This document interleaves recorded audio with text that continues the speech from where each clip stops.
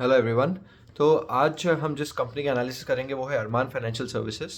अरमान financial services basically micro finance loans देती है, SME loans देती है और थोड़ा बहुत टू व्हीलर्स के भी लोन्स देती है। एनबीएफसी है ये। और बहुत छोटी कंपनी है, मुझे अच्छी लगती है काफ़ी।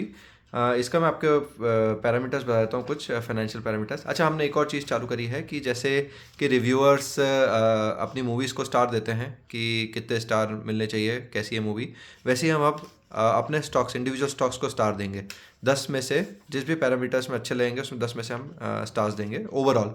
तो उससे आपको एक समझ में आएगा कि यार किस में इन्वेस्ट करना चाहिए और किस में नहीं। हम कोई सेबी रजिस्टर्ड एडवाइज़र नहीं है, केवल एंटरटेनमेंट के लिए काम करते हैं, तो इसको उसी तरीके से लीजिएगा। अब अरमान फाइनेंशियल सर्विसेज का अभी करंटली AUM है 2304 करोड़।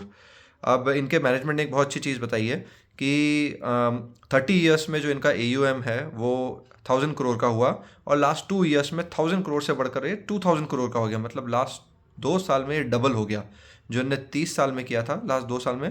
तो वो बता रहे थे कि ये पावर ऑफ कंपाउंडिंग है और ये जो MFI micro finance institute, micro finance loans वगैरह हैं वो कितनी तेज़ी से, या SME स्मॉल मीडियम इंटरप्राइजेस रहते हैं, ये वाली चीज़ कितनी तेज़ी से मार्केट में बढ़ रही है। तो अब इनका एक सब्सिडरी क्या मेन बिजनेस वही करता है, नम्रा फाइनेंस, जो SMEs और माइक्रो फाइनेंस लोन्स देता है। उसमें हम देखेंगे AUM में जो ग्रोथ आई है वो वूपिंग 63.4% आई है ईयर ऑन ईयर। ठीक है।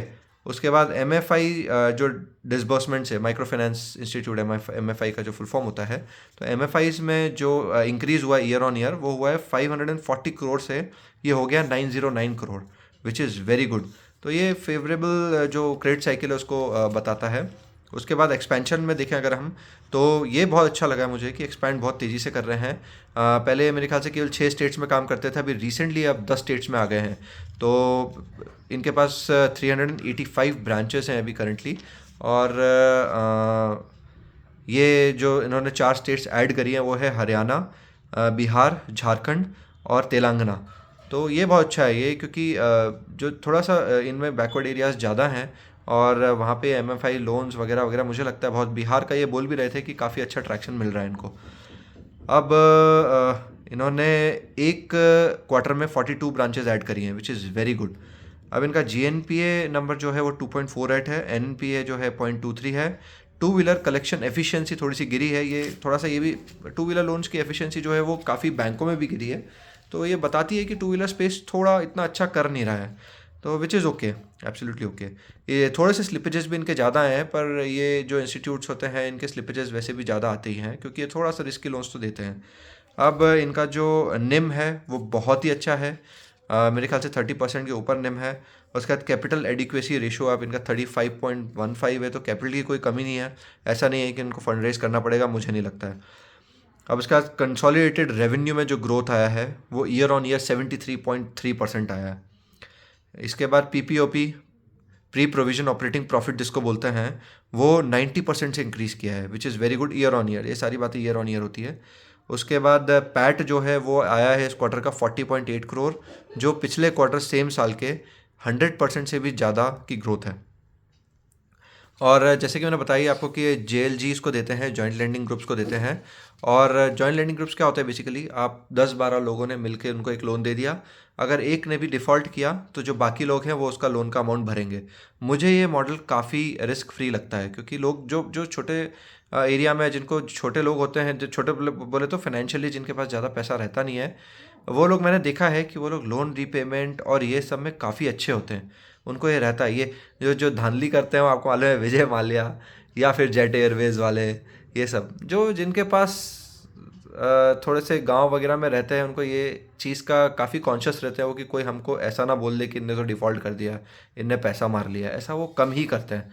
तो ये JLGs को देते हैं और उसके बाद उनका हाथ आगे तक पकड़े रहते हैं कि JLGs में से जैसे 12 लोगों को लोन दिया, उनमें से एक कोई बड़ा बन गया, बड़ा एंटरप्रेन्योर बन गया, मतलब बड़ा मतलब कि मीडियम एंटरप्रेन्योर बन गया, तो उसको पर्सनल लोन चाहिए रहेगा, तो वो बैंक की तरफ ना जाए, वो इनको पर्सनल लोन भी प्रोवाइड करते हैं, या फिर बिजनेस के लिए जो भी है वर्किंग कैपिटल के लिए लोन प्रोवाइड करते हैं।